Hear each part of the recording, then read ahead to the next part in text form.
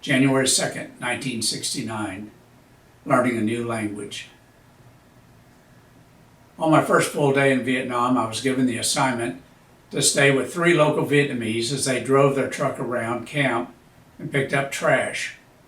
They obviously knew what they were doing, and my only job was to watch and stay with them. The driver of the truck smiled and spoke to me, but I had no idea what he said. I smiled and said hello to him in English. He smiled and spoke back to me in his language. Having grown up on the Mexican border, I was prepared to meet someone that didn't speak English. I smiled and said, "Buenos dias," which was over half of my Spanish vocabulary. He smiled and acknowledged I'd spoken to him. I watched as they sifted through the trash. When they found something they liked, they would turn to me and say, "Number 1. If some trash would fall off the truck, he'd say, "Number 10.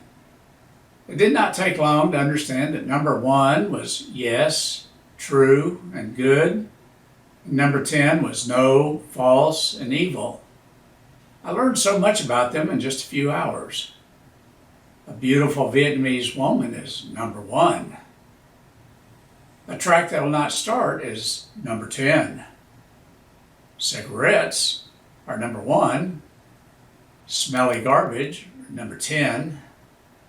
An unopened can of food is number 1. The hot sun, number 10. American GIs, number 1.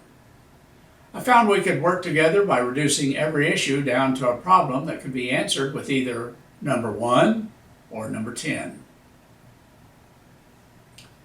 Years later, when my college professors tried to teach me about computer decision trees, where every decision has a yes or no answer, a light came on in my head.